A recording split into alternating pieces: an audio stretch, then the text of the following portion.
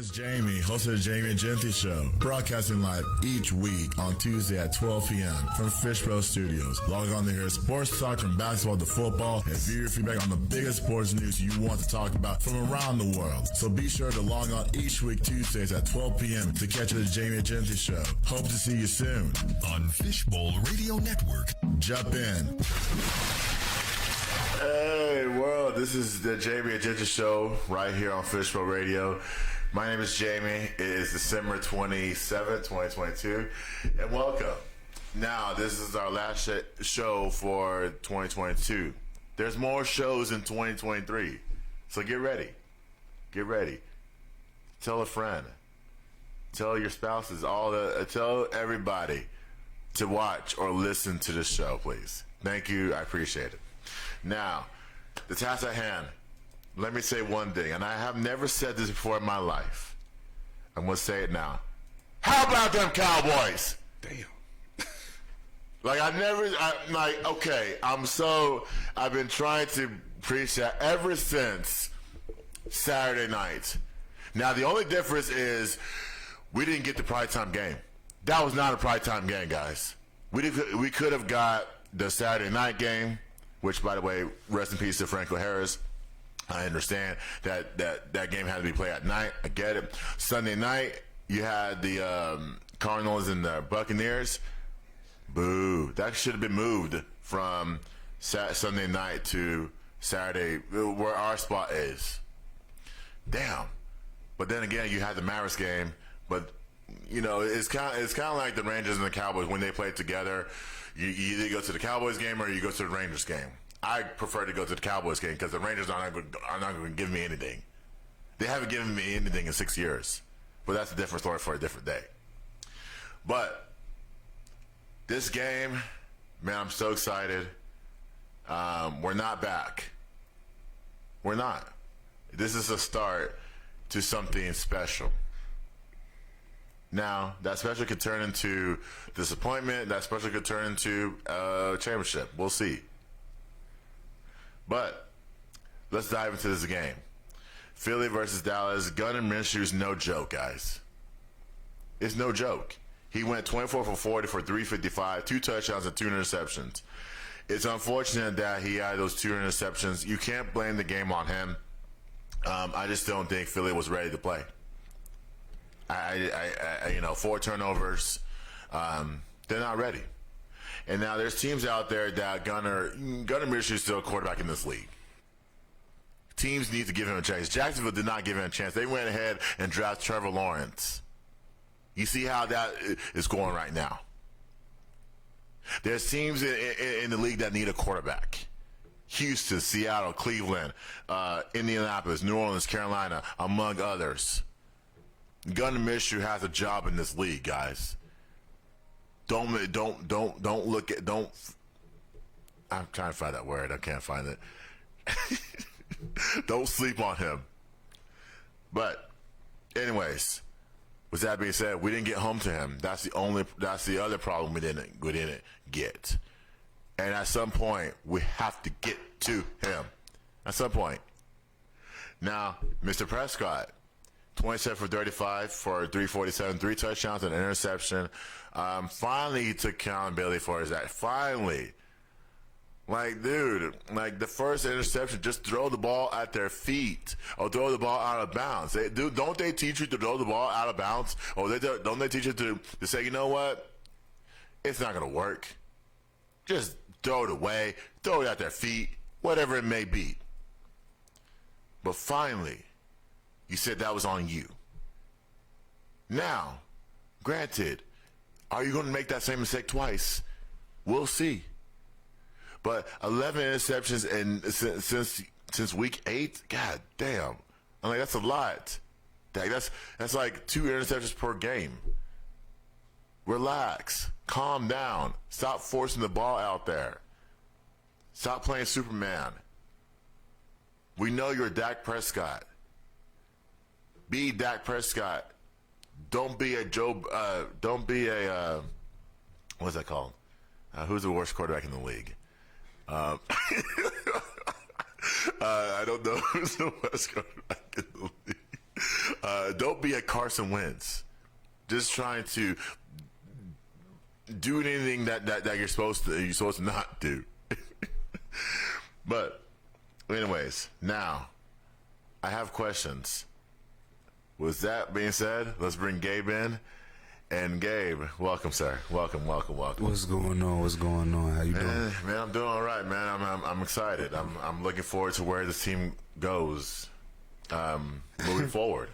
Yeah, me too. And so,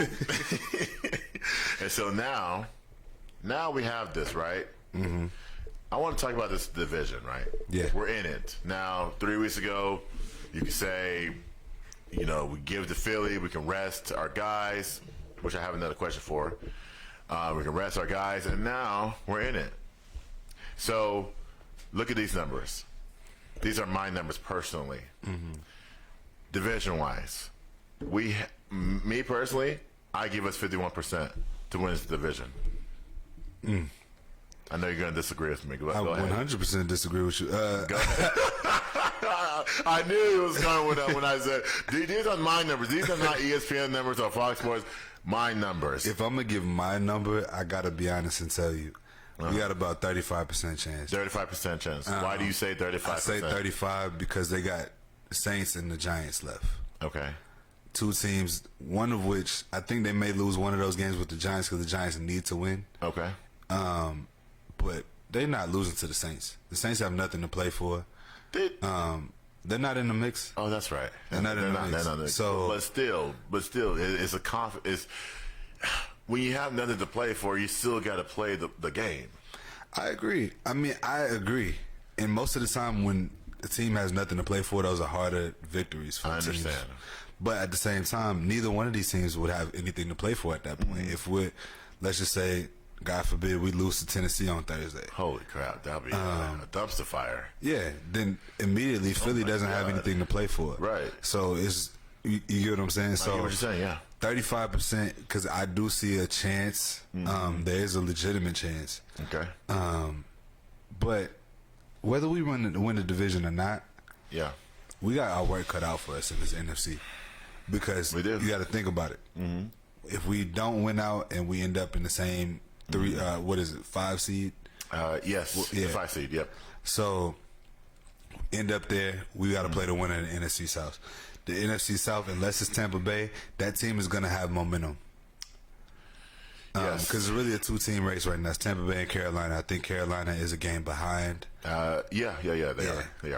So, they're right there together. Mm-hmm. It's one slip up away. And the way Tampa Bay has been playing, they could easily not make the playoffs. Easily not. And thank God we don't have to talk about Tom Brady anymore. Right, exactly. We don't have to do all that. And that's why I said momentum changes, right? Yeah. Momentum says, hey, you got to watch out for Tampa Bay or Carolina. Yeah. Before I came here, I said we're going to lose to Carolina. If Carolina wins the NFC South, we can easily lose to them based off momentum. Yeah. They have something to play for. The coach, Steve Wilkes, is trying to get the full-time gig. Mm-hmm. So the players are trying to rally behind him to get him that gig. And I'm going to be honest, with all that mess in the beginning, from the first half of the season, he's got that job. But without a doubt, him and Dan Campbell, yeah, in Detroit. Mm-hmm. It's a couple other coaches out there that have really solidified their job. Lovie Smith, I think, has as well. What he has to work with. He has. You just need a quarterback. That's the only thing. And they're competitive in every single game that they play. They are. That's all that you can ask for. With that level of talent, they don't have much. Like, just being brutally honest. I honestly agree with that. Yeah, they don't have much to work with. No, they don't. A round of applause to Lovie Smith. Round of applause to my guy in Carolina, Steve Wilkes. Steve Wilkes, yep. And Dan Campbell as well. And there's a couple other ones. But it's some really, really good coaching going on right now that I've been noticing. Mike Tomlin, he's doing what Mike Tomlin does. Always, every year. They're in a position now to potentially make the playoffs as well. Right. So, every year. I say all that to say we don't have a coach that can win us games in the fourth quarter if we need it, that can coach us into winning games. Okay. We don't have that. We have the personnel to do whatever we. Right. We got T.Y. Hilton showed up on Saturday. I mean, that one catch, which is just a miracle catch. I thought we were just going to throw a short pass and we're just going to run the ball, but that right there was a game changer. Yeah. Because because you don't convert that, the game's over. And I'm gonna tell you what that did though. That put the league. That one play was huge. Was bigger than people really understand. Because that put the league on notice. Like that's another person we have to account for. Right. Which is exactly what we wanted. That's what we wanted when we was begging and screaming for Odell and all of these other receivers. That's exactly what we wanted. Right. It's somebody who could come in and make a play. That's it. Right. We don't need you to be an every down, my go-to receiver. Nah, we got that already. So CeeDee Lamb has to solidify that. Yeah. Like literally, like this game right here, the last few games, including this one, he solidified that. Yeah. I mean, I had questions for him throughout up until week 5. I said he's not a number one. Yeah. He can't route run. You know, and I don't like the fact that he's coming in on the in routes. I don't like that. I want my number one receiver to run goal routes, slants, line up in the slot at at best. And he's done that. Yeah. And credit to CD for saying, you know what? I'm not going to listen to my quarterback. I'm not going to listen to my running back, my linebacker saying we need Odell. We need to cut that noise out. Yeah. Both CeeDee Lamb and T.Y. Hilton, especially T.Y. Hilton, came in here and said, well, you know what? I'm all business. And Michael Gallup. Michael Gallup. I can't forget about Gallup. Michael Gallup has some incredible catches. He did. On Saturday. He did. But he does that, though. Like, he's a funny receiver to me because he'll catch the spectacular catches and then he'll drop the ones right in his hands or, it'll be something crazy that'll happen. So, but I do like Michael Gallup a lot. He's a great route runner. He's the best route runner on the team. He is. He is, yep.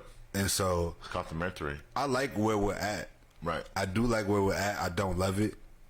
Because we do have a lot of injuries. We do have some people. We do have injuries. Major injuries. Like Vander Esch and Anthony Brown not being around. Anthony Brown won't play till 2024. So, again, that's crazy to me. So speaking of injuries, right? Now, we got to give credit to where credit's due. Anthony Barr. I want to give credit to him. We were... when they signed him in training camp, I said this is a bad move. Anthony Barr played in the NFC North. Where it's just a different style of football. Why would he come to the NFC East? Yeah. And I said no, this is a bad signing. But the first 11 games, he was a no-show. This game, he set off the edge. So just imagine, I was listening to Philadelphia radio, their post-game show. All those guys did not give, except for one, gave us credit. Of course. And so, but I'm gonna tell you, this is Philadelphia we talking about, right?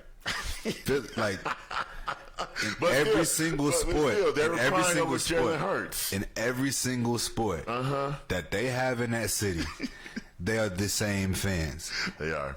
Every single time. Why do we expect them to be different? They're not giving us credit for nothing. They're not. But they were saying they're going to make all these. Jalen Hurts did this, Jalen Hurts did that. If Jalen Hurts had 4 turnovers, it'll be a different game. And I could say if Dak played in the first game, y'all wouldn't have won that one either. Exactly. So we could do shoulda, woulda, coulda all day. It probably would have been. It probably would have been the same type of win. Yeah. That we had. Exactly. It could have been. It would have been. We could do shoulda, woulda, coulda all day. But all that matters is wins and losses at the end of the day. They got theirs in Philly. We got ours here. Exactly. So we even the score, and we haven't played healthy. Neither team has. Neither. Yeah. So if we meet again in the playoffs, which I want so bad, I want it so bad. The scenario right now, if we beat Tampa, basically we're on the road. Yeah. We beat Tampa. We go to Philly right after that, I think. Oh, really? Yeah, I think we go to Philly for the divisional round. Oh man, so we got to go through Philly to go to the NFC Championship game. Yeah. Oh wow. Okay. Which I prefer. Let's go. And I'll tell you why I prefer it. Because why you prefer it? Philly is the best team in the NFL. Okay. Let's just say hypothetically we beat them. Yes. And we go to the NFC Championship game. Okay. We match up with Either the 49ers or a Cinderella. We'll just say that. yeah. Because that's really what it would be. Basically, Yeah. but I will like it, not looking. I'm trying not to look ahead. Yeah. I will want the 49ers, honestly. Everybody's giving these praises to the 49ers and all that stuff, whether they say, insert Jimmy G or Trey Lance. Mm-hmm. But Purdy's been doing his thing. I will want for the 49ers. I would too, although I don't think we match up the greatest with them. We don't. We don't. They They do a lot of stuff that we don't defend well. No. Like RPO. Yeah. That's going to be a problem for us come playoff time if we got to go see Philly and Jalen Hurts. Debo. I don't know if he's going to come back in the playoffs or not, but that's another player you got to account for. Yeah. Christian McCaffrey. Yep. Yeah. It's a lot to deal with. His career. And not to mention they have the number one defense, the real number one defense in the NFL. Of course. All around. Yeah. All around. It's not a great matchup for us. It's not at all. At their place. It's a horrible matchup. Coaching wise. Out coach. We'll get out. It's not a good situation. So I don't know why we would say that we want San Francisco. I don't know. I don't know why. Maybe because of hype, overhype. Maybe because everybody's giving the San Francisco defense hype. Yeah. Every time they make a play. But I'm gonna tell you, if they win out the rest of the season, they go into the playoffs, they win. Now they go into the divisional round, they get a win. I don't know who they would be playing. Probably it might be Minnesota. I'd rather have Minnesota. Well, I think they play Minnesota. They would play Minnesota. If they win. You gotta understand that Kirk Cousins. This is prime time. You gotta understand. Like every he can't play in prime time. He knows that. Justin Jefferson doesn't know that. Kirk Cousins does. Their coach doesn't either. Yeah. So you get a primetime matchup, more than likely, it's going to be Minnesota. Yeah. Basically. Yeah. So Kirk Cousins can't play under those lights. But I think I like our chances versus the Eagles. Jalen Hurts. Even with Jalen, because I think we learned a lot defensively from that game that we played. Because in the second half, we contained them a little bit. We did. We just couldn't score points. That's the reality. Like we had too many 3 and outs and too many field goals. We scored field goals. Yeah. Field goals. We had. We need to score. The touchdowns came on short field. The turnovers. So basically, those 20 points were off those turnovers. Yeah. 4 turnovers. Yeah. And so. So my improvement would be like we need to limit the possessions of the Eagles and make sure that we get 6 points instead of 3 points, because I feel like we can't play field goal games anymore. We got to be able to score points on possessions. Yeah. We got to go on like a 7 to 10 play drive. And I'm gonna be honest, if we just do what we're supposed to do, like run the ball and play off of the run, we can win against anybody. Like the rest, we did. Like you said, we did it this game. We couldn't. We couldn't because their pass rush were getting home. Their defensive tackles were getting to us, and that's the we thing. Didn't block well. That's the thing. We have to. We're playing with a patchwork offensive line right now. We're trying to figure it out and get the pieces together. Yeah. So I think come playoff time, it looks different. You get what I'm saying? Like that's why I say. I get what you're saying. Yeah. But what would you change differently if you're saying all that? Yeah. What would you change differently? I just think because offensive line has a lot to do with continuity. Yeah. Right. With this being the second week that this offensive line has been together and as a group and as a unit, it makes it very difficult to really run certain plays. It just makes it harder. It makes it a lot harder. As you continue to gel, we got 2 weeks to gel. Right. Technically 3. And we looking ahead to past. Right. I'm saying this hypothetically because we got to get past Tampa or Carolina first.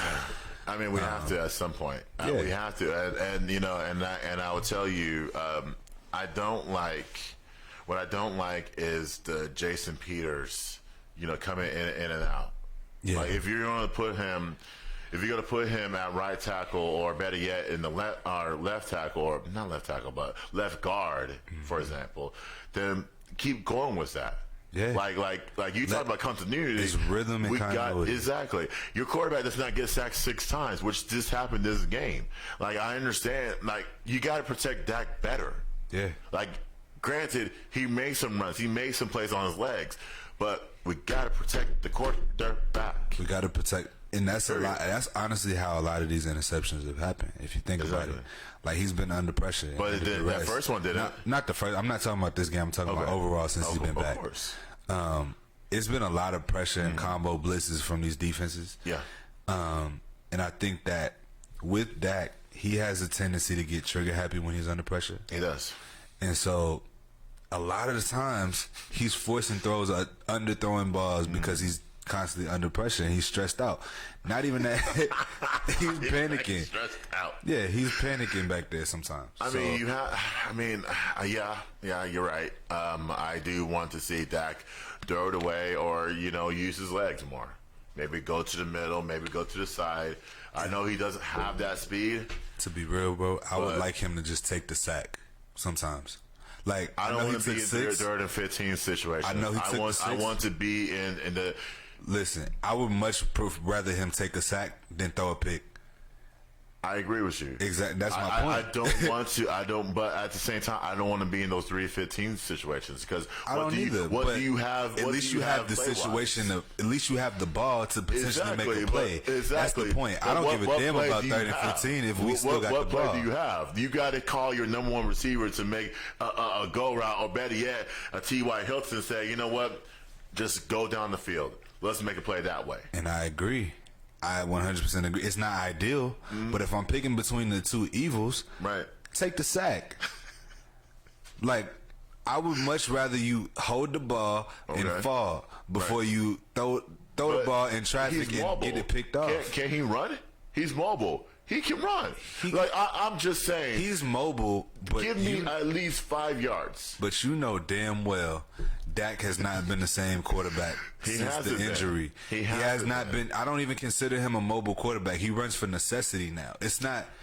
It's never just, I'm calling a design run for Dak like it used to be. But they do that. They call it's zone rare. reads. You know how rare that is? They call zone reads. But do you know how rare that is? It's very rare. But they're going to continue to constantly call that play. I don't think they will. They don't do it every game. Not every game. They don't. But they're going to call. But it sees where the defense fits. They're going to call zone reads. You have 2 running backs back there that are closer to 1,000 yards. I think Zeke's at 1,000. I'm not sure. Pollard's getting close. Yeah, you have 2 running backs back there. Like, why are we running zone reads? If you're saying all that, why are we running zone reads? I agree, but you heard a thing called RPO, right? Yes. Okay. That's what I mean. When when you have the option to run, pass, or option, you have 2 1,000-yard running backs in that backfield. Exactly. You can run. You can hand the ball off on 2nd and 10. That's why I say RPO, because you have all the options. You can do everything that you. Kellen Moore ain't got to listen to me. Kellen Moore don't listen to no damn body. Kellen Moore still be running them damn reverses after we done had this conversation for over a year now. Exactly. Stop running them stupid ass reverses. You're not trying to fool anyone. Yeah. You're not trying to fool anyone. Worst case scenario, you're going to lose 8 or 9 yards, and that's going to put you out of field goal range. That crucial yards. And we're talking about situational football. Yes. Because what you just described implies that we were already in field goal range. Yes. I'm talking about in general. Our play calling is very, very simple. You know what's annoying to me? Like, what's that? I'm sorry to cut you. Go ahead. No, go ahead. They did this. This is the second week in a row they did this. Mm-hmm. Okay, I think it was a 4th and 7 play. I'm sorry, 4th. Okay, I remember it now. 4th and 8, right? It was their own end. Okay. Luckily enough, Darius Slay it was illegal contact.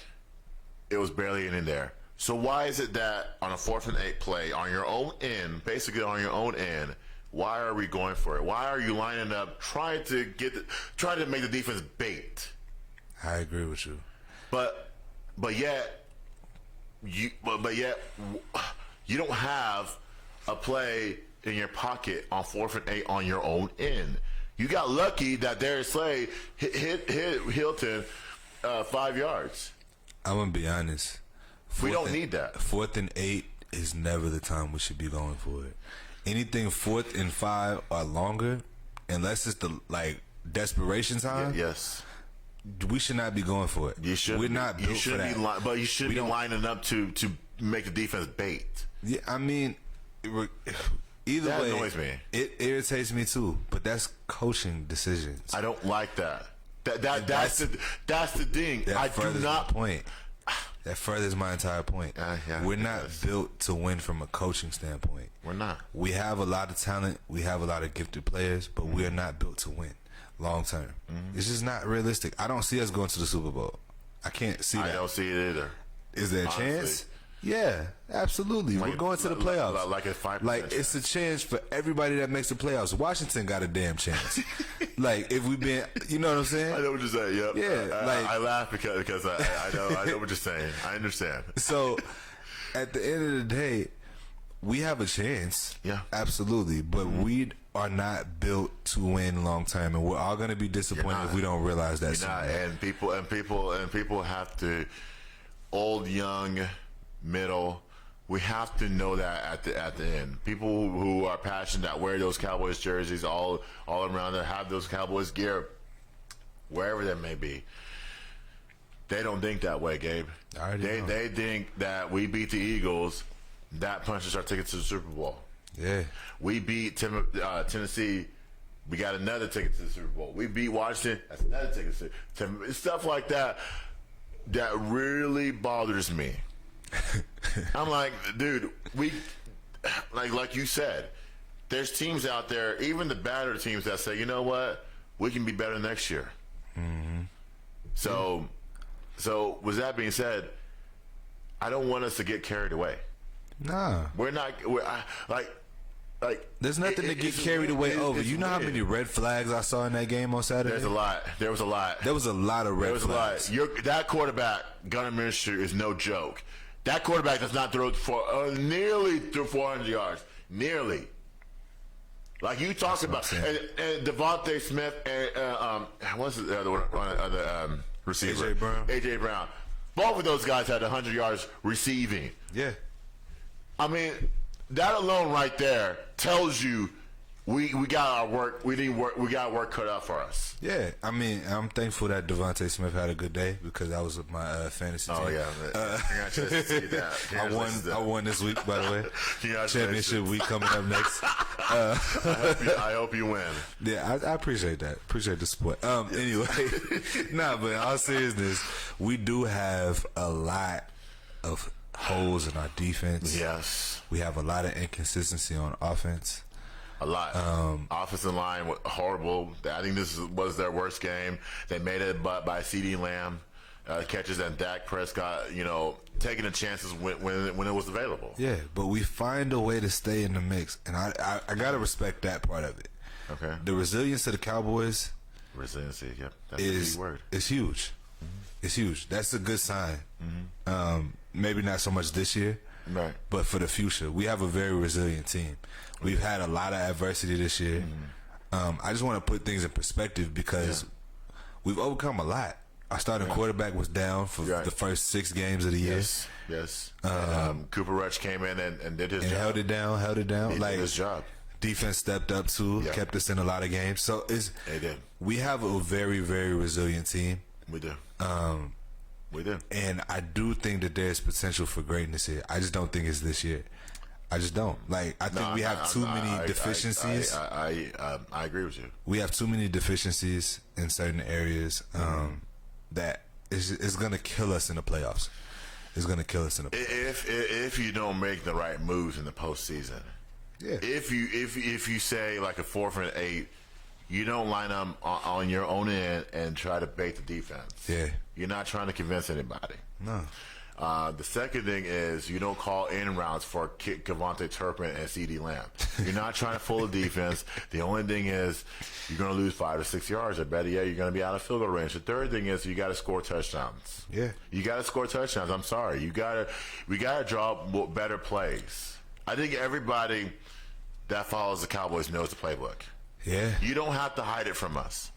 Everybody knows the playbook. Like 1st and 10, you're running the football. 2nd and 7 or 6, you're passing it. 3rd and 5 or 3rd and 3, you're going to throw a short throw to Dalton Schultz. And truthfully, if we being totally honest, if you play cover 3 against us, you can beat us. And most people don't know that, but you can beat us by solely playing cover 3 the entire game. Like we play the middle of the field. Right. Heavily, like the middle of the field, as far as passing the ball, especially once we're on our own end of the field, is where we make our money. Yeah. Right. And so, being that predictable is a problem. Being that predictable is a problem because I already know the goal line plays when we get in goal-to-goal situations. They're gonna run that little goofy little play action play with Dalton Schultz coming across. He's gonna either gallop over the top. He gonna hit either Dalton Schultz underneath or gallop over the top in the corner. It's the same play every single time. We know this. We know what it's gonna look like. Right. Or if they being smart, they hand the ball off to Zeke. Oh no, they're gonna try Pollard first. Right. They're gonna try Pollard first to see if he Pollard's gonna lose 2 yards, 1 or 2 yards. Like the fact that I can sit here and say that, and I'm not a coach, that's a problem. But you're not in the film room. We're not in. The I'm not in the film room. You're not in the film room. You're not making adjustments. And defensively, defensively, you got to get to the ball. Defensively, you're playing a lot of. You're playing a lot of. You don't play. They don't play a lot of man. That's what I noticed. The Cowboys don't play a lot of man, Gabe. Because we're not built to play man. We don't have the defensive backs to play man. If we play man and they run a double move on Trayvon Diggs and he undercuts it, that's a touchdown. Oh, God. We've seen it before. Oh, God. We've seen it before. So you're saying, okay. So on a personal standpoint, Trayvon Diggs can't play corner. Trayvon Diggs. Are you saying that? Trayvon Diggs is a very overrated coverage corner. I'll put it like that. He's an aggressive corner. And he can cover. Don't get it twisted.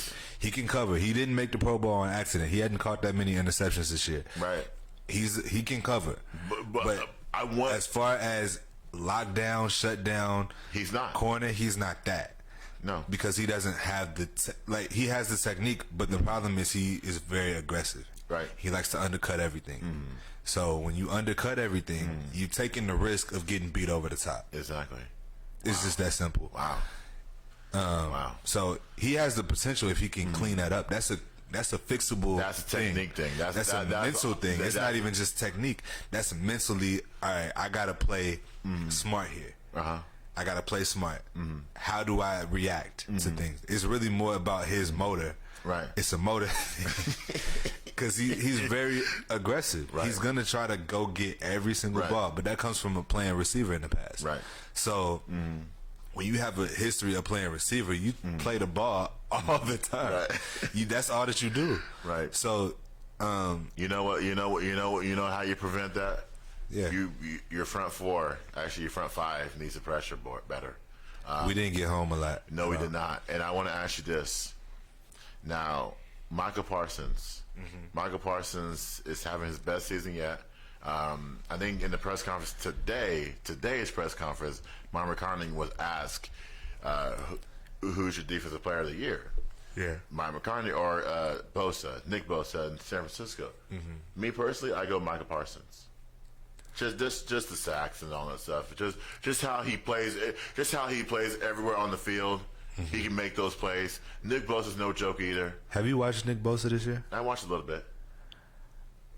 Nick Bosa is the defensive player of the year. I have to be honest. Okay. There's never a game where he's not present. There's never a game where Nick Bosa is not present. Are you saying Michael Parsons is not present? You can neutralize Michael Parsons.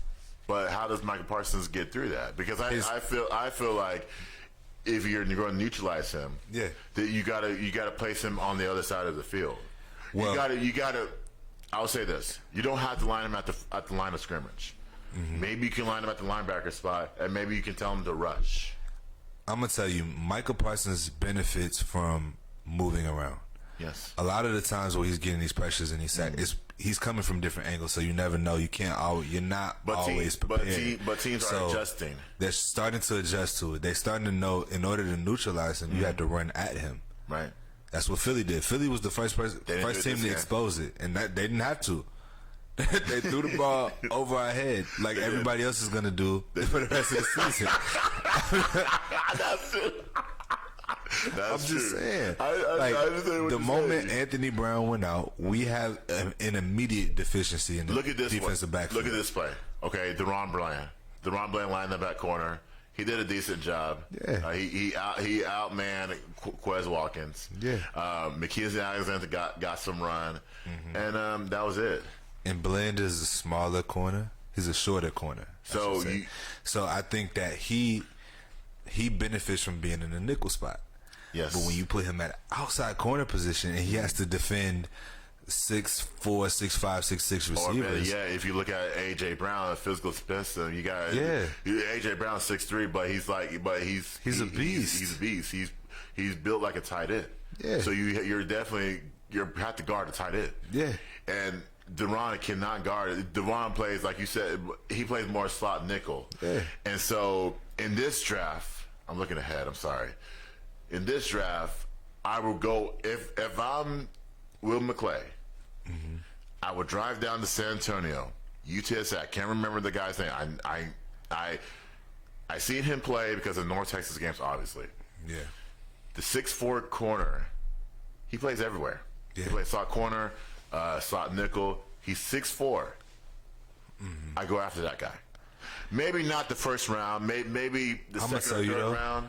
because we're gonna have a later pick in Yes. the draft. I would like to see us draft a corner in the first round. I would like that. Not a smaller one. Not a small one. No, Not a small but one. Maybe 6'1", 6'2", maybe. the average corner is about 6'2" now. Okay. That's the thing. Coming out of college, there's not a lot of small corners coming out, especially not when I would be projected Probably to not. get drafted in the first Probably round. not. So I do think I would love to see us draft a corner Right. that's solid, And that that- we can rely on Right. the other side of Trayvon Diggs. Knowing that. Because right. Anthony Brown has his inconsistencies too, even when he's does. playing. So does. it just doesn't look as No. bad as it Right. does right now. But No, I will say this. Well, Anthony Brown's not going to play till 2024. that's another thing. So So- we have to be very intentional about getting a cornerback. Either we Exactly. get one in free agency. I don't know who's up this year. Last year was really the year where we should have signed somebody. No, but I don't think there's anybody.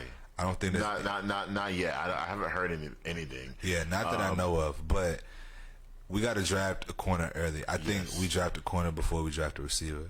I think don't we need a draft a receiver. corner before we draft the We offensive don't need a lineman. receiver. I'm talking about just the areas where we're Oh, okay. somewhat deficient in. But we Offensive don't need a lineman, receiver. defensive lineman. I mean, we're gonna need a receiver. I'm gonna keep it real. T.Y. Hilton. Well, I was about to call him Ty. Because it's T-Y. It's T and the Y. T.Y. Hilton. I don't know how long he's gonna want to play. I mean, He's on a 1-year deal, I think, a 2-year deal, something like Yeah, that. he's on a 1-year deal. I do think, obviously, you know, and you said free agency. Odell's never going to be ready. Odell's not gonna be ready. And I think it's more of a mental aspect. You know, see these players, they feel accomplished. Odell has not accomplished nothing. Okay. Yeah. Now, respect-wise, he's had a solid career, but I feel like the injuries, the inconsistency, the Cowboys say, you know what, we got to sign T.Y. Hilton, and so the reason why I say I don't need a receiver is because we can go get one in free agency. I would rather go get one in free agency than draft one, because you got to mold one. Like, for example, I think they made a mistake drafting Jalen Tolbert in the 3rd round That was stupid. because they didn't exhilarate his potential, and Jalen Tolbert came out of Sunbelt school, so nobody's watching a Sunbelt game. I'm sorry, no one like. Dog, I don't even know why they thought that was a good idea. First of all, there was nothing about Jalen Tolbert that excited me when No, they drafted him. there wasn't. Like, we needed other positions. We needed help at corner. We needed help at safety. We needed help We on drafted the one offensive line. in the 5th, 6th round, which is Deron Bland, and And you it know, worked it out. worked out well But at the same time, later in the season. we could have got him And we could have got a safety in the third round. What about so let we me coulda ask you got- this. you know what I'm saying? Like, what it's about so many the Houston safety? I can't remember his name. We just played him. He's a hard hitting safety. He was drafted in the second round. We could have got him. I can't remember. He's wears number 5. See, but regardless, my point is, we always tend to draft for what, like, it's like we draft for style points a lot of times. Like, even with CeeDee Lamb, at the time we drafted CeeDee Lamb, did we need CeeDee Lamb? No. No, we didn't. No, we did not. We did not. The answer is no. No. I but mean, it we worked got out. him. It works. Look out. He's our number 1 receiver now. He's motivated by the talk. Yeah. Like you see, like any of that receiver room, right? Even the receiver coach didn't even talk about Odell. Yeah. They said, T.Y. Hilton, we want you to come in and do your job. And he's done that for the most part. So as far as the draft goes, I will want us to really attack the corner. Because because Kelvin Joseph, at some point, He's not going to be on the team next year. At I'm not some even worried point, about that. At some point, He didn't even play on Saturday. he did. He was Did on he? special teams. Yeah, he did. Oh, on He was special on teams. Yeah, special teams. I'm talking about at the corner position. No. He didn't play. No. That's what I mean. They went ahead and got rid of that problem. And so you got to be focused on football from the start, right? Like the off season, right? There's numerous places in the Metroplex you can go and work on your technique, mentally, physically, all that stuff, right? And they got access to the facility year round. Year round, exactly. so- If you're Yeah. committed as I can't who's the one player like J.J. Watt, right? He just retired. by He's the way. retiring. Unfortunately, he didn't bring a championship, which I feel sad for. I do. But the work that he's put in over the years is the reason why he's a Hall of Famer. Mm-hmm. The work that Zach Martin has, he's a Hall of Famer. The work, I can go down the list. Yeah. So these guys don't want to put the work in. I wonder if J.J. Watt is going to pull a Brett Favre, try to come back and get on a winner. I mean, okay. Here's the thing, right? I will, me personally, I will say yes. I will say yes because, but then again, you're retired now. Maybe around, I would say around. He's definitely not going to pull Tom Brady. I'll say around, give it about late October of next year, early November, if there's a contender out there that says our defensive end went down. Give it that time. And if he's still in physical shape, I would give a call to him. I would love to have J.J. Watt. If it's the Cowboys. Personally, if it's the Cowboys. If it's That the just Cowboys, adds fuel to the fire. It does. Like, honestly. You got to have, well, there's got to be a lot going down. You got to have Dorrance Armstrong down. Well, he is down. Well, he's down now. He's down now. But Micah, well, God forbid. And oh my God. I don't even want to think about it because it's not going to happen. This is hypotheticals. And it's not going to happen, especially not this year. But I do think that J.J. Watt will come back. I don't think this is the last we've seen of him. I don't know. But I don't know. I don't know. I don't know, Gabe. I don't know either. I mean, I will hope for that. But then again, I think he just wants to be on a contender. Right. I think that's really what it is. I think Arizona has lost whatever contention they've had. Yeah, they're about to fire that coach. They should fire that coach. Yeah, they're about to be in a rebuild. Like full rebuild, which Kyler Murray did not sign up for. He did not. And so we'll see how that goes too. So, speaking of that, Sean Payton has assembled his staff. Now, I'm going to say this. He's definitely not going to be the Cowboys coach. Okay, first I'm of not all. going to say definitely. No. I'm not going to say definitely. I'm going to tell you I'm why. not going to bring it up because that conversation annoys me. As much as we both don't like Mike McCarthy, I don't want Sean Payton coaches his team. Why? You had it. Okay. Because his style is very different, right? Explain. I'm explaining. His style is more of Drew Brees style, right? Drew Brees never is out of the pocket. Never. Barely. Alvin Kamara doesn't become Alvin Kamara. I feel like we're going to regress. We're going to regress a little bit with Sean Payton. This whole team's going to change. It's not the Sean Payton of old when he was the offensive coordinator and Bill Parcells was there. This team would change if Sean Payton's the head coach. Vic Fangio is a defensive coordinator. The difference between I'm getting into what you're saying. Dan Quinn's defense is more of a physical defense. Mm-hmm. You're not going to get off the line of scrimmage that easy. Excuse me. We're going to throw over the top, which Quinn has to fix. Betty Al Harris has to fix as well.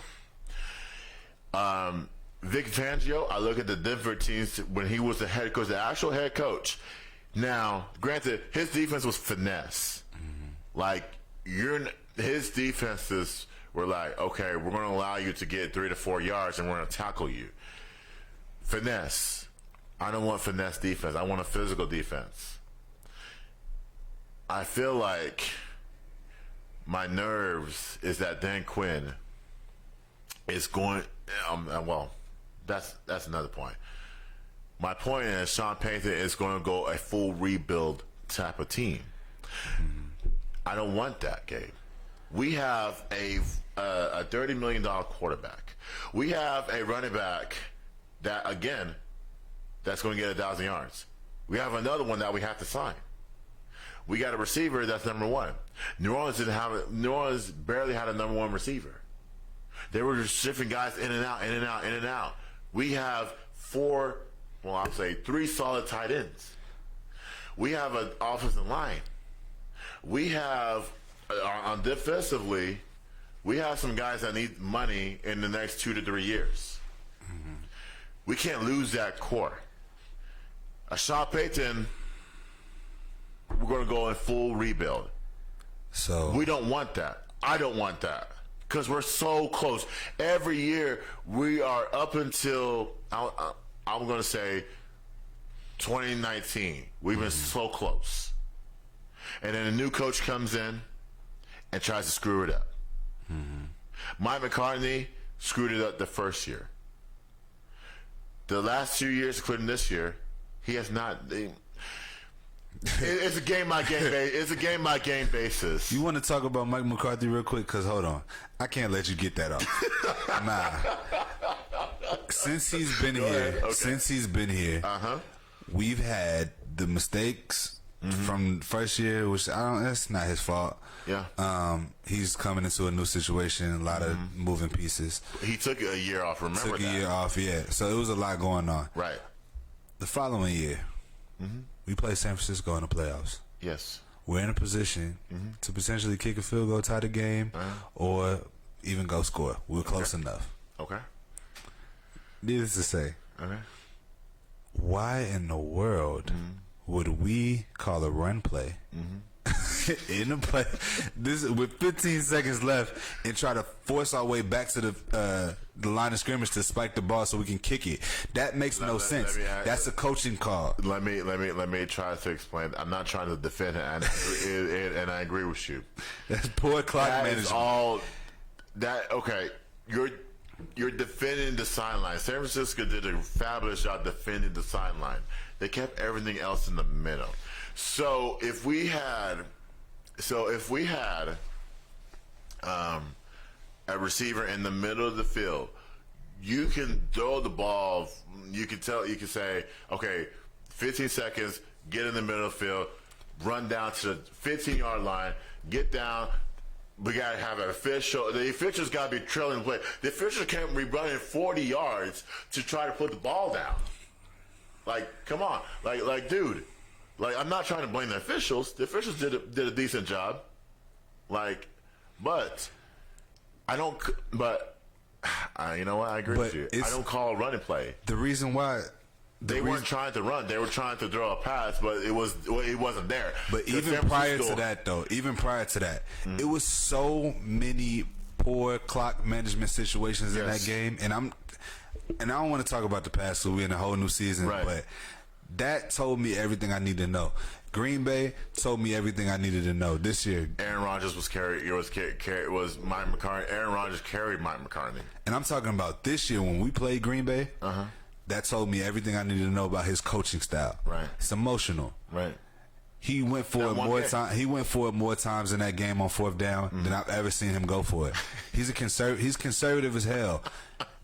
Like that's what I'm saying. Even on times when I'd be like, "Go for that," they be like, they sending the kicker out, right? Or they punting the ball. Like dog, like you don't even take these chances on a regular. Right. I guess we're in a better position. Against a slow mojo team. We got 4th and 5 in the middle of the field, and you talking about, oh yeah, go for that. You don't never say that. So that's what I'm saying. Like, right. It's a lot of red flags when it concerns clock management and decision making. Right. That's huge for me. You don't get that with Sean Payton. That's the reality. Like Sean Payton took a year off. Sean Payton took a year off, and maybe that year was beneficial. But okay, was it beneficial with Mike McCarthy? Mike McCarthy was fired. Mike McCarthy's a different coach. That's a different coach. You can't say one thing. But Gabe, I don't want a finesse defense. I want a defense that's physical, that can get to the ball, like the Cowboys are doing right now. Donovan Wilson. I don't know where I got Smith from. Wilson is coming from the box, coming from his normal safety to grab the football. Javon Curse is doing the same damn thing. Those guys have to get paid. I like the aggression of our defense as well. But why do we need to go finesse? But listen, I think we need a culture shift. Okay. That's the reality. Okay. That's really what I'm all in with Sean Payton for. I don't even want to say all in, but that's why I'm in support of it. I think we genuinely need a culture shift. Okay. When he was in New Orleans, he went to a Super Bowl. Mm-hmm. They won once and won. Against did they win? No, they won the one and they didn't go again. I don't think they won again, but they've always been competitive. They've been to the playoffs. They've been competitive every single year, and they're tough out in the playoffs. It's not just in the playoffs. Right. That's a tough out. They probably should have went to another Super Bowl. If we being honest, if it wasn't for that stupid pass interference. Yes. Against Minnesota. Against the Rams. Rams, yes. Rams. Yes.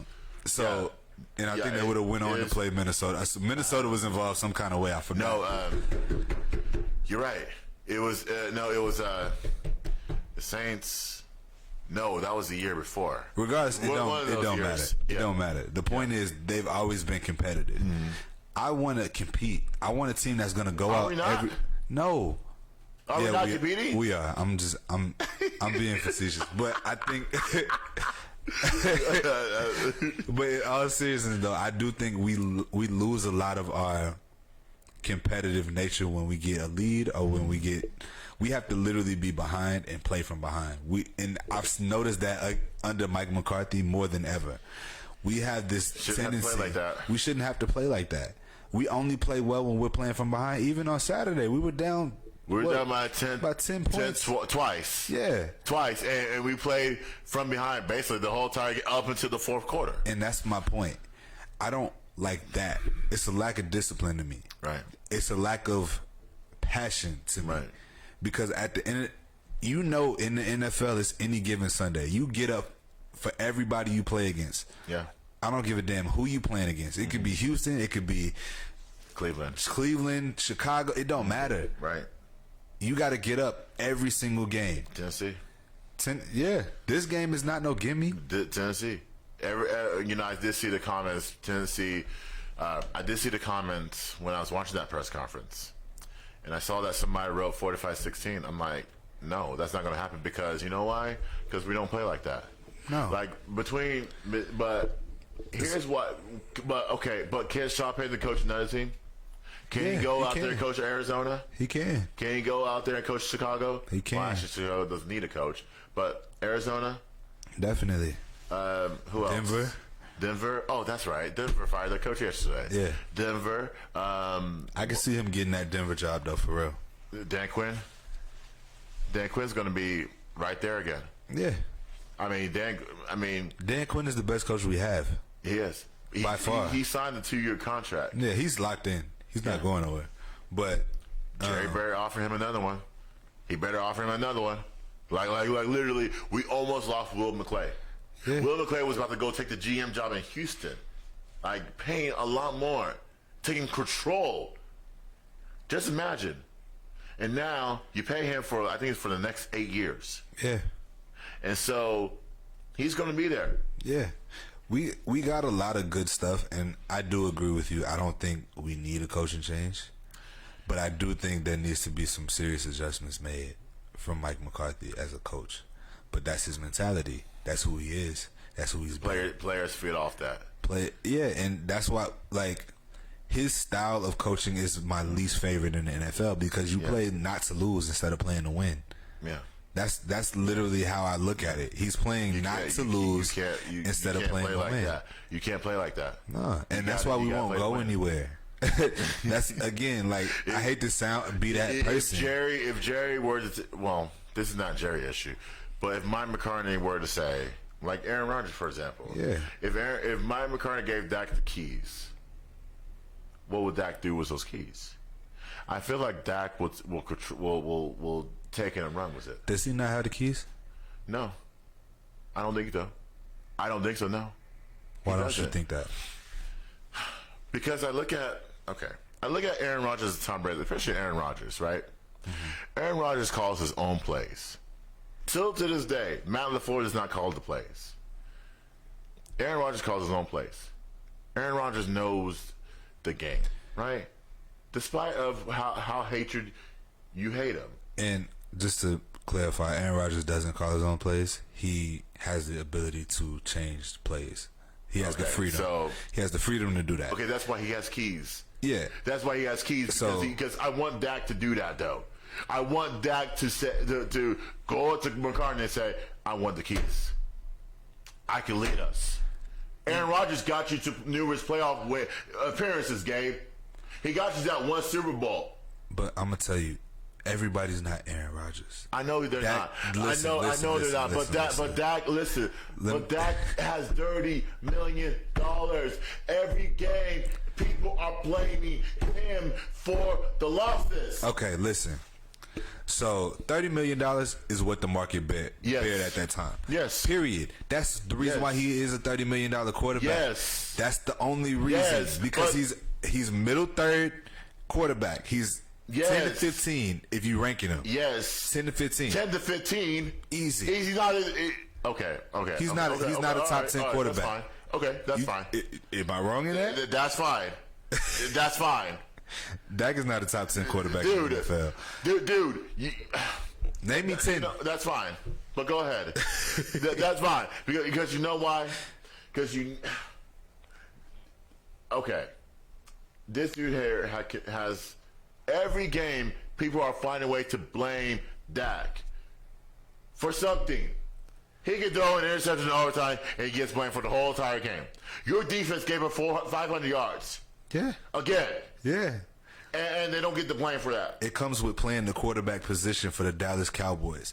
We've already discussed this. Yeah, we have. It comes with the territory. We have. Tony Romo got the same blame. Tony Romo got the same blame. I want the keys. I get it. Tony Romo got the same blame. Yes. He had the keys. Yes. He did everything. And what happened? The same result. The same result every year. It's not, you can't, I'm not about to give Dak all of the blame because I understand how the game works. I never blame Dak the game. I would never blame Dak for any game that he plays. Football in general is the ultimate team sport. Yes. Everybody has to do their job in order for the team to be successful. Exactly. So there's no reason in the world why I would sit up here and blame Dak. But there's a lot of mistakes that Dak has made that contributes to losses. Right. If we being real. Yes. We got to keep it a buck. Yes. It's more than just the picks. It's more than just it's those 3rd and 6s where he misses where he throws the ball like 5 yards in front of the receiver and nobody can get it. Yeah. You see what I'm saying? Like what you don't give your receivers an opportunity out of fear. Right. I can tell he plays fearful now, and that's what I don't like. Right. If I got one knock on Dak, it's the fact that he plays so fearful now after that injury, and I can't blame him. That's a gruesome injury. That's horrible. They rushed him back. Gabe. They rushed him back. They might because that injury there, I compare that to any other athlete that's done that. Paul George had that same injury at extension going for a dunk. He had that same injury. He was out for the whole entire NBA season. He came back mid-season and he hasn't missed a beat. And I'm gonna tell you though, that's the nature of the NFL is to rush their players back. It shouldn't be like that. It shouldn't be like that. Because but that's a deeper conversation. They retire early. That's a deeper conversation. They retire that's early. why their careers are. That's why average Luke Kuechly retired at 28. That's why another linebacker, Blake Martinez, retired after the game. Even though people were praising him, I'm like, okay, I praise him for taking an initiative, but I don't praise you for retiring after the game. You don't do that. Yeah. You don't do that after a game. Period. Mm-hmm. Like I understand. I get it.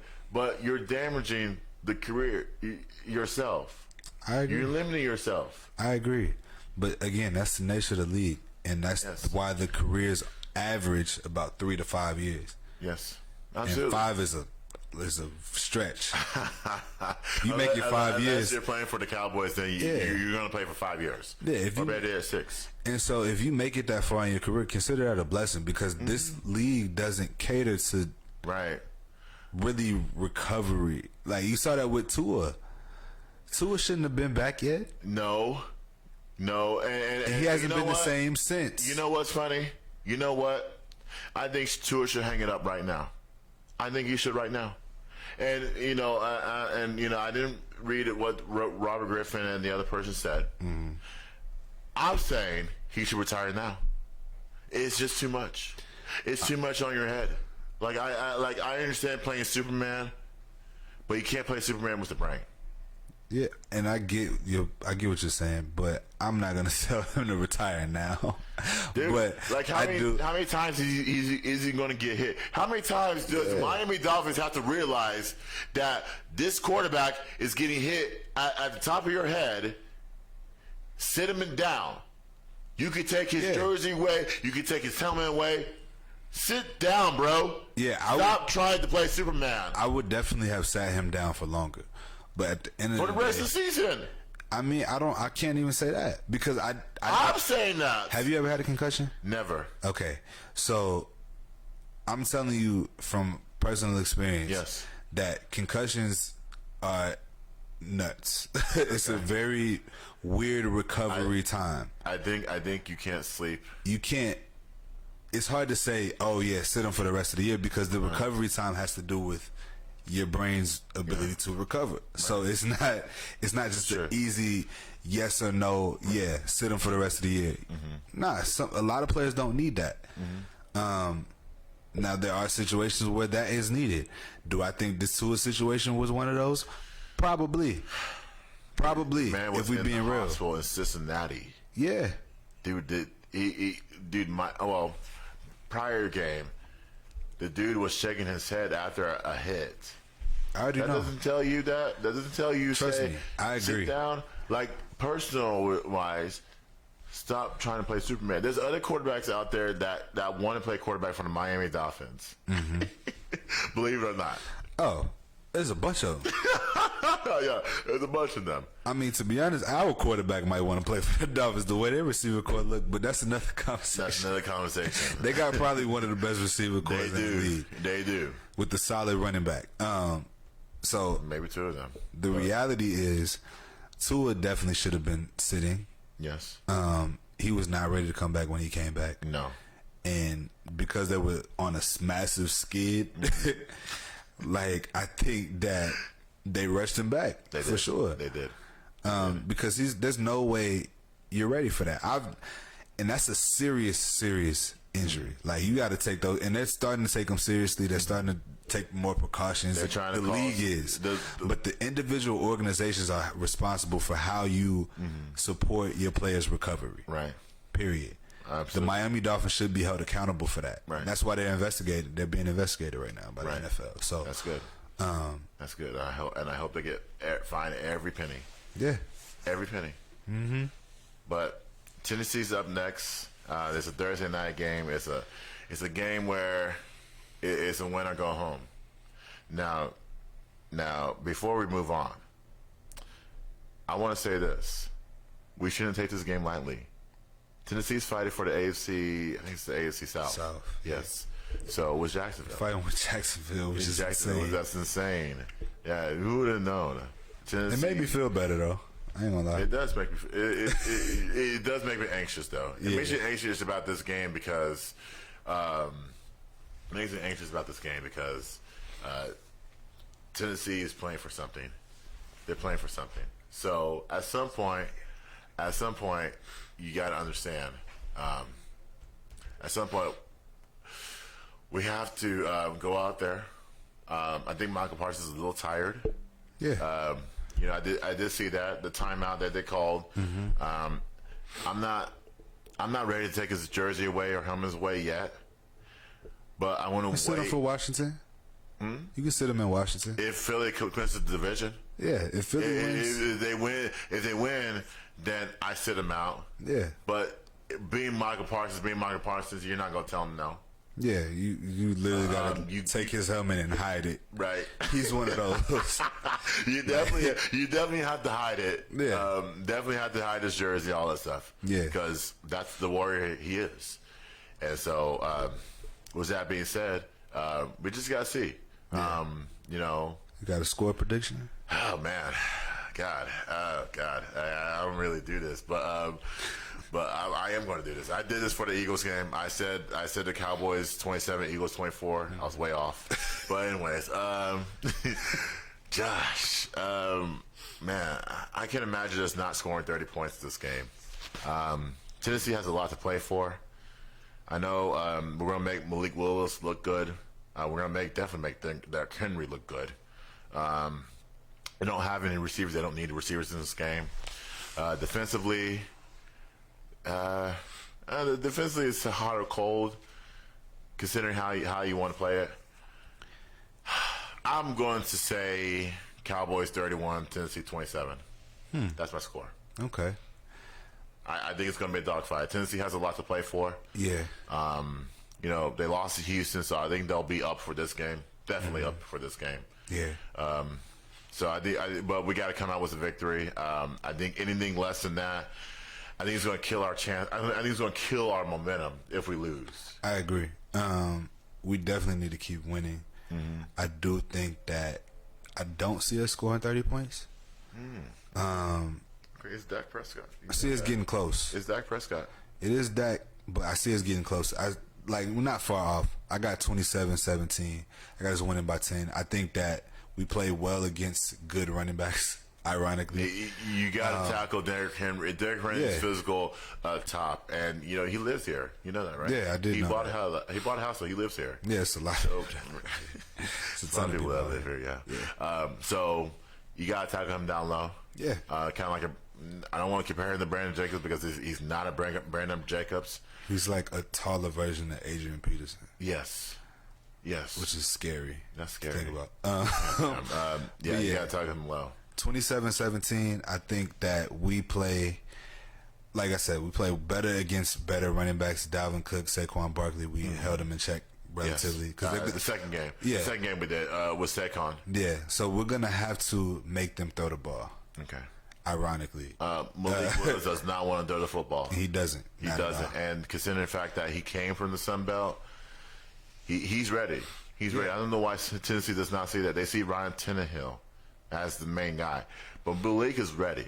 You just got to give him reps. Yeah, and you got to And- give him an opportunity. Yeah. Give him an opportunity to just show what he can do. I mean, they've invested in Ryan Fitzpatrick, I think. Ryan Tannehill.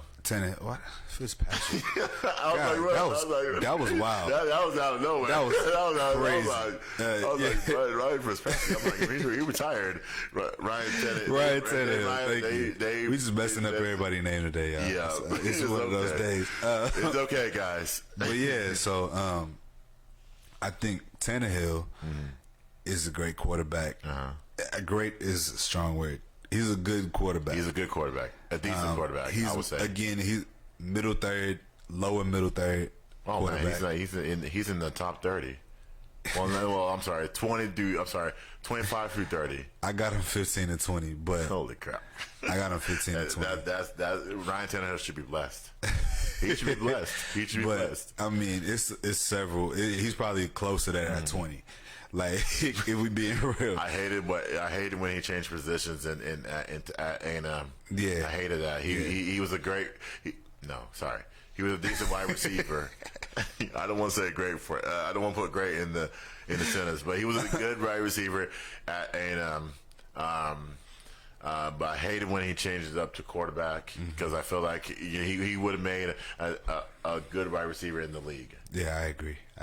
But yeah, 27-17. That's my score. Okay. Well, thank you so much. Absolutely. I appreciate that, Gabe. So, with that being said, guys, we got our score predictions, but we're going to take a break. But coming next, let's talk about basketball, man. I want basketball, and I'm going to give you a story of why this Michigan and TCU game is so personal to me. It's Fishbowl Radio.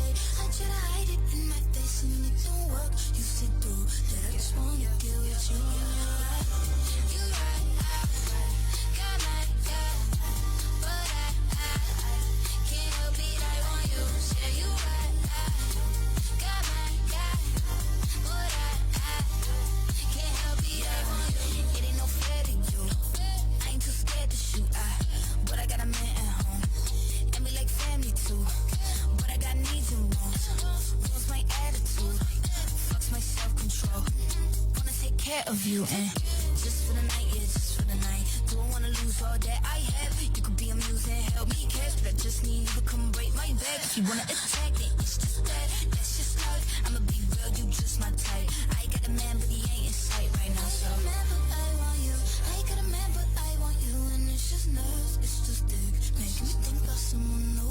You know I got so much to say. I try to hide it in my face, and it don't work. You see through that I just wanna get with you.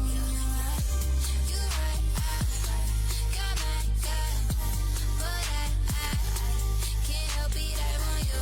Yeah, you right.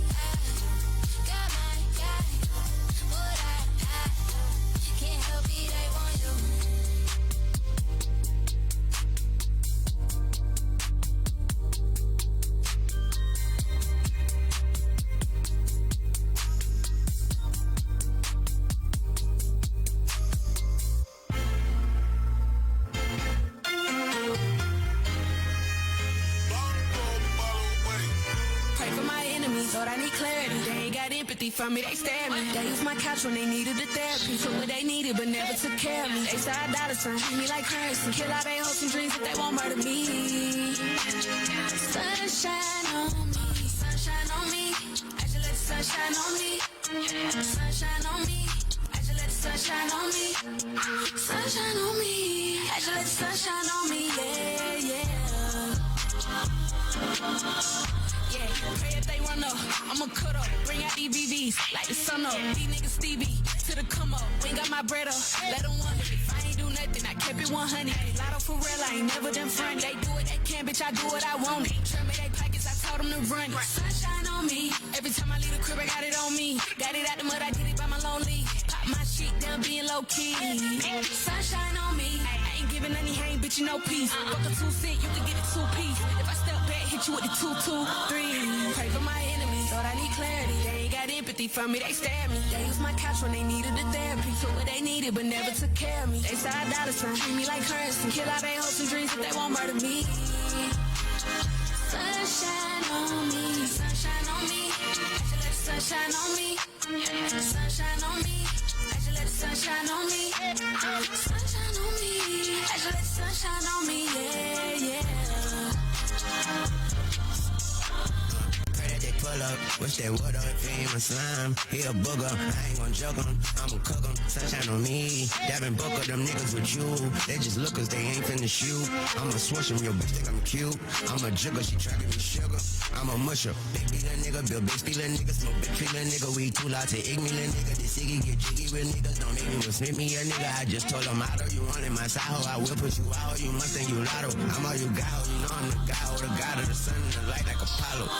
Pray for my enemies, thought I need clarity. They ain't got empathy from me, they stare at me. They used my couch when they needed the therapy. Took what they needed, but never took care of me. They said I dollar sign, treat me like currency. Kill all they hopes and dreams if they won't murder me.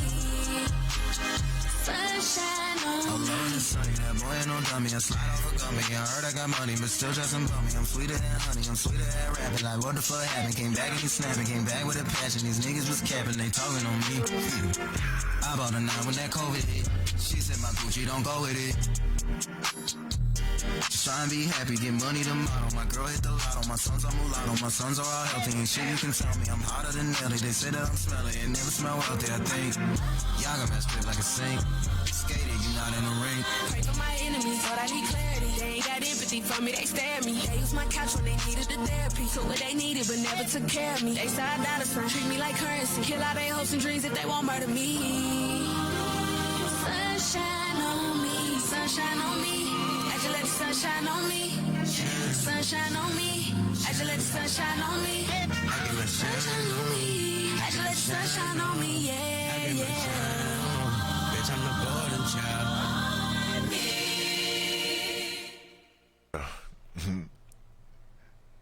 All right. Hey, welcome back to Jamie and Jyoti Show right here on Fishbowl Radio. All right, so with that being said, I got some basketball stuff for you guys. Oddly enough, so we're going to talk about UNT basketball, football. Sorry, I want to start with the football first, okay? And I will talk about the new head coach next week. And by the way, I'm trying to get the head coach on this show. I'm trying to, guys. Help me out. Thank you. All right. So with that being said, we got a few transfers, guys. The two transfers that we're going to lose is Jake Roberts and Austin Ani. Okay, now Jake Roberts, we wish you well. You're a self-withdrawal guy. Hopefully you go to another school, and hopefully you go to the college football playoff.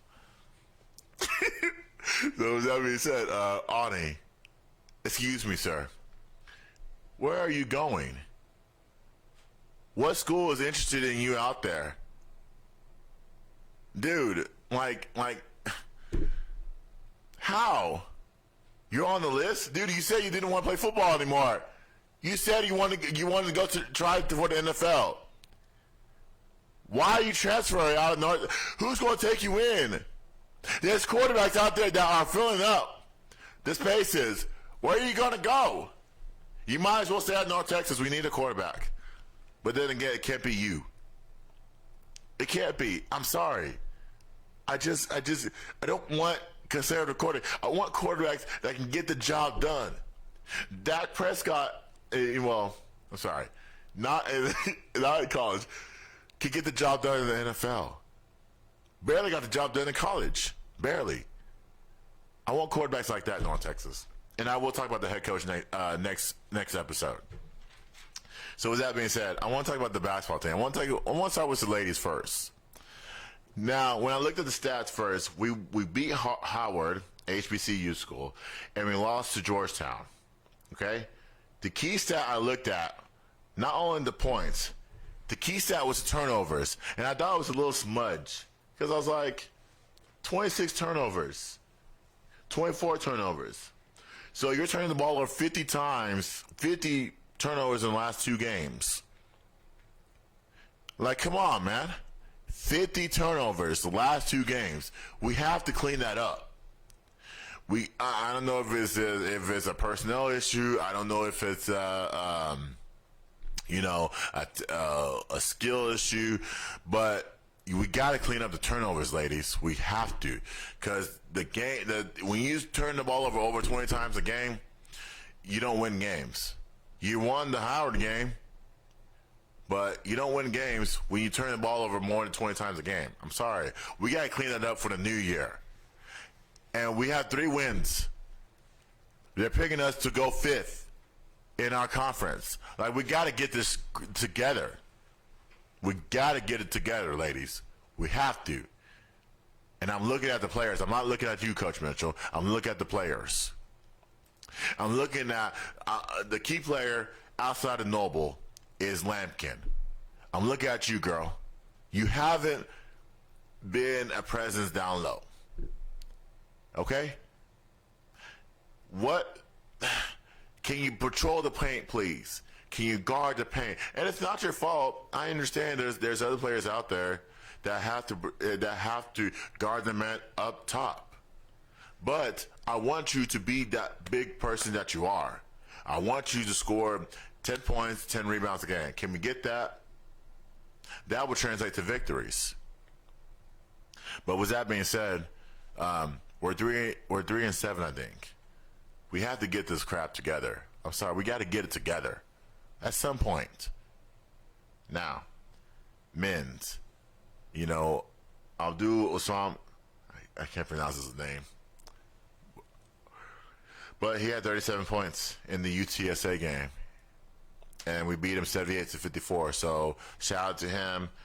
We need to. He finally finished down low, guys. In that game against Grand Canyon, he missed about 5 to 10 layups. I'm like, that's a lot of layups. But he made it up. It scored 37 points. And now it's a good game for him.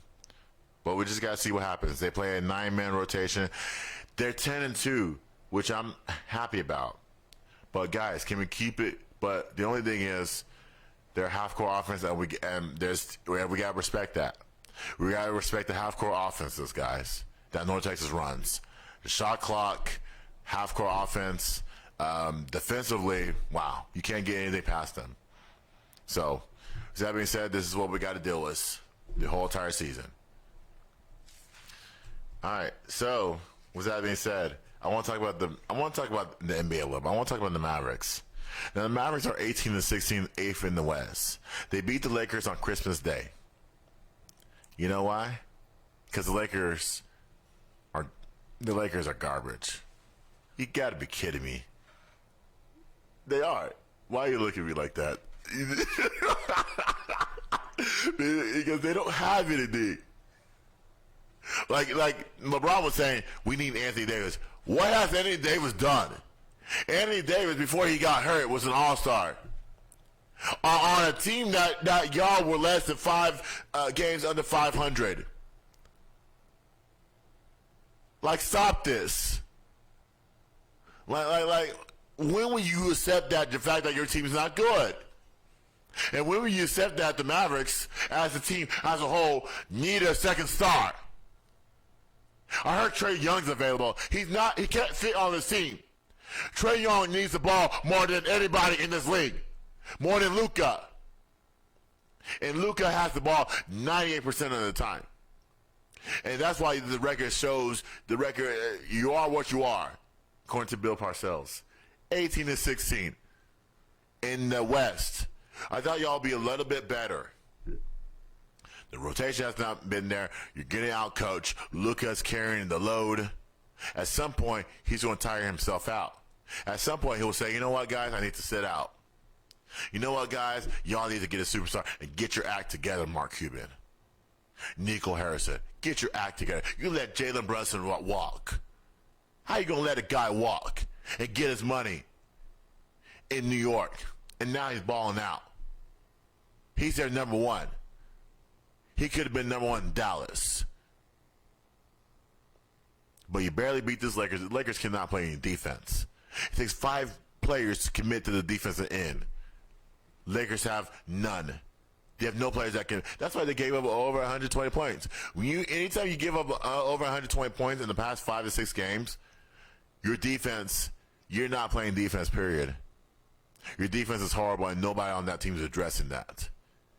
LeBron's not addressing that. Darvin Ham's not addressing that. Darvin Ham is just saying, hey, we lost Anthony Davis. LeBron is saying the same thing. Guys, defense. Defense. Defense. We need that. I said it 6 times right. Yes. Okay. Defense. Can we play some defense, please? Stop being entitled. Anthony Davis is going to be who he is. He's going to give you games, and then he's going to sit out the next 10 or 11. And that's your season right there. Well, actually, that's not your season right there. Your season right there is the defensive end. Anthony Davis can provide nothing. Period. Nothing. Other than a clothing store. He dresses nice.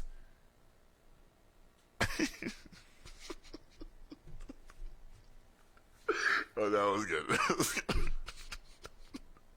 So, is that...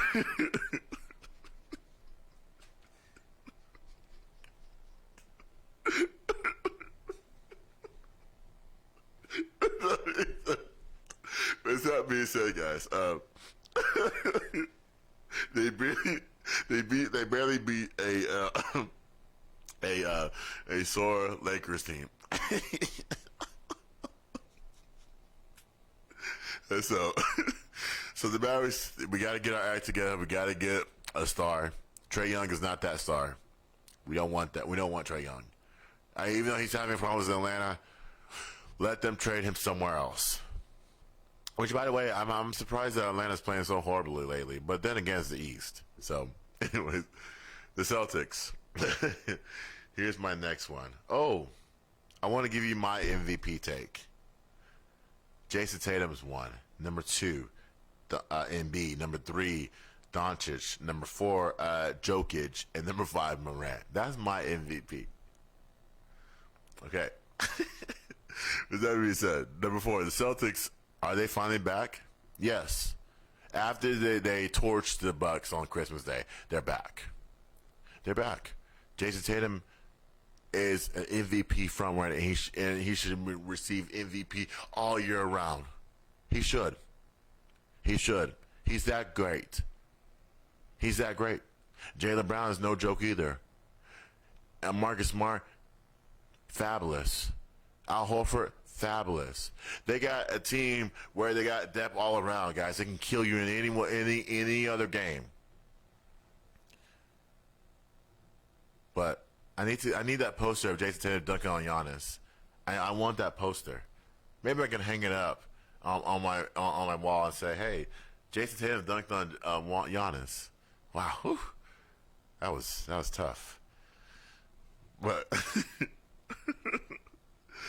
so, with that being said, they are number 1 in the East, and I hope they stay number 1 in the East. They don't need any other pieces on that team.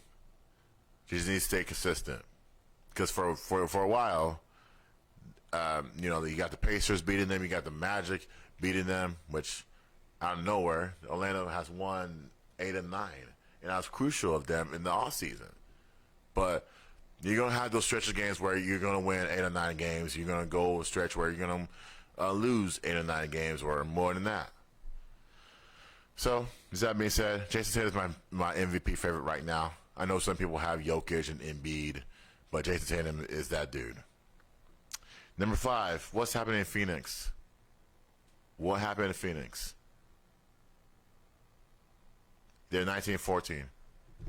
What is happening? What's going on? I mean, besides Devin Booker, you don't have anybody else. You have Ayton.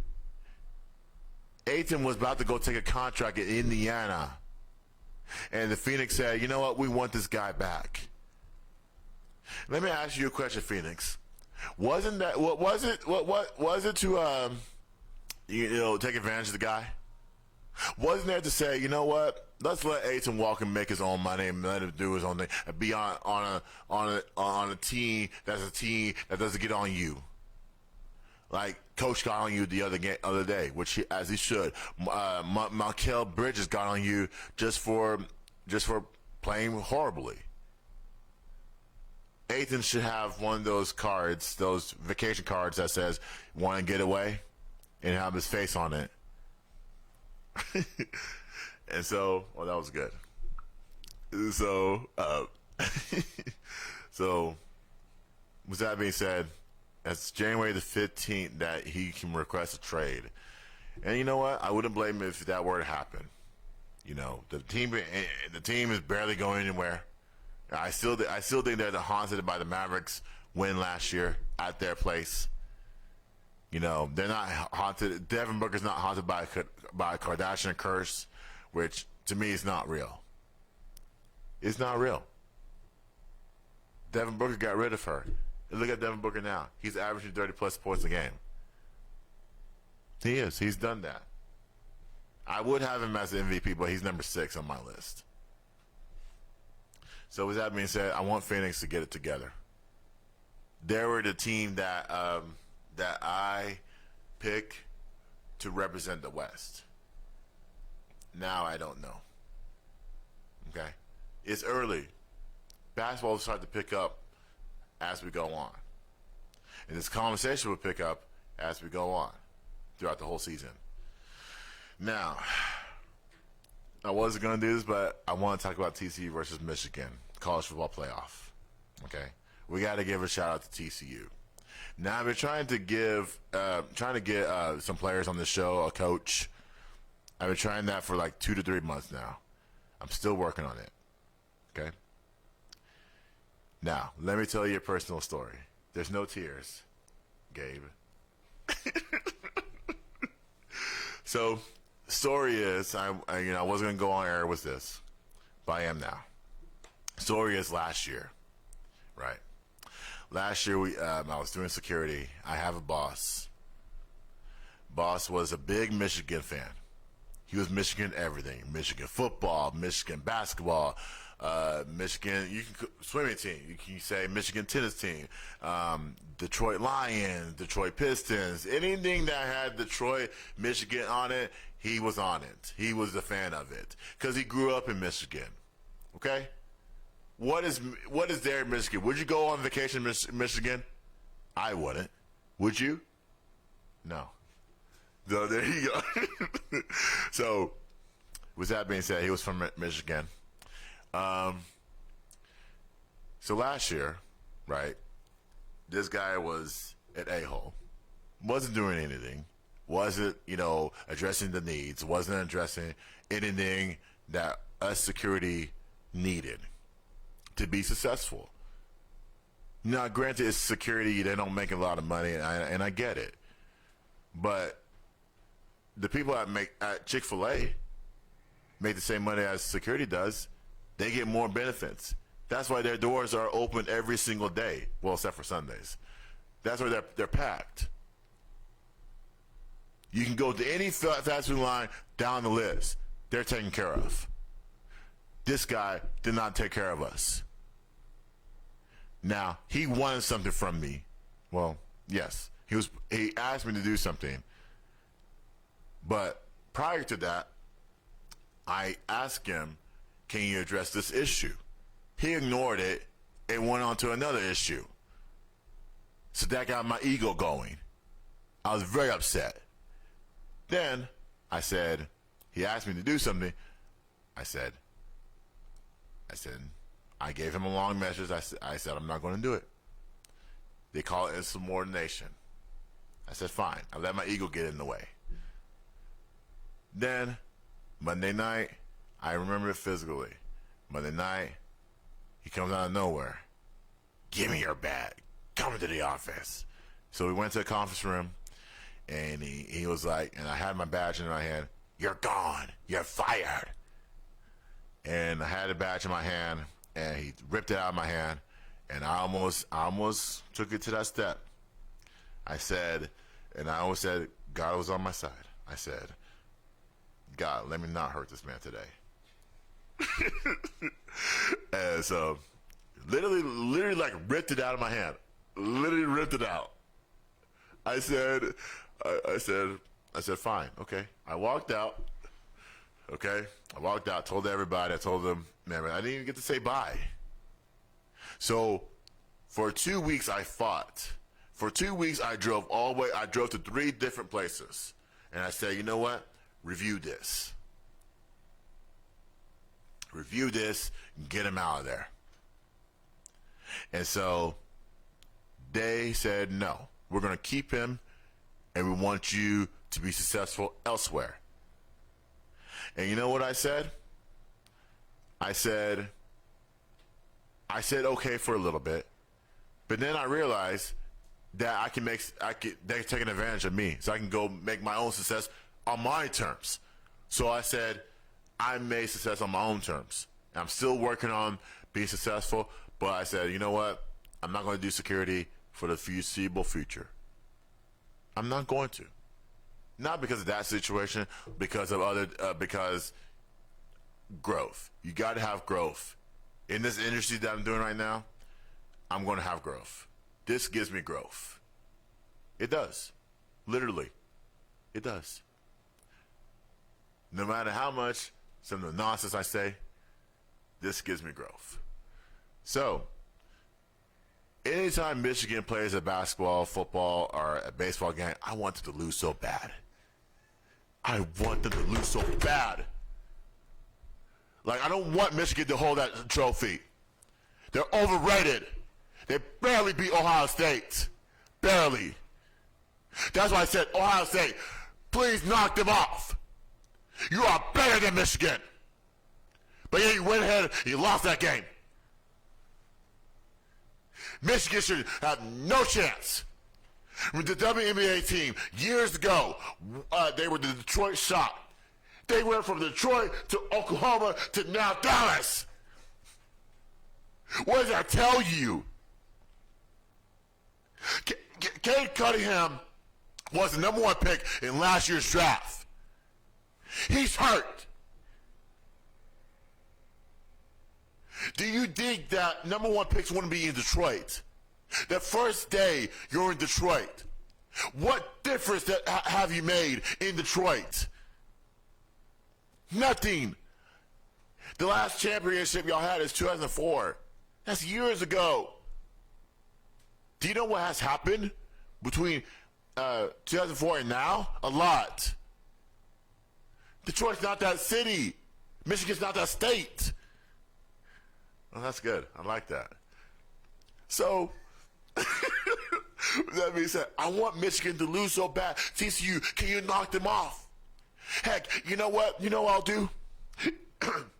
If TCU wins, I want somebody on this podcast, and we will rub Michigan out of the way. We will rub them till they can't feel us anymore. That's how much I'm passionate about TCU beating Michigan.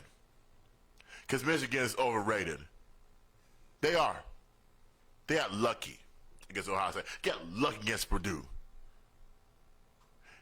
That people will ask me, Jamie, you're holding a grudge. Yes, I'm holding a grudge. Because you know why? Because I worked so hard from 9 to midday. I can show people my resume of how much work I've done. So, with that being said, then I won't talk about it anymore. If TCU beat Michigan, as long as Michigan's not holding that trophy on January the 9th, I'm fine. I'm good. I'll be happy. And then I won't have to worry about it until Michigan becomes relevant in the next 50 years. They will never be relevant. In basketball, they will never be relevant. They will always lose in the Elite Eight. In Michigan women's basketball, they will never get to the Final Four.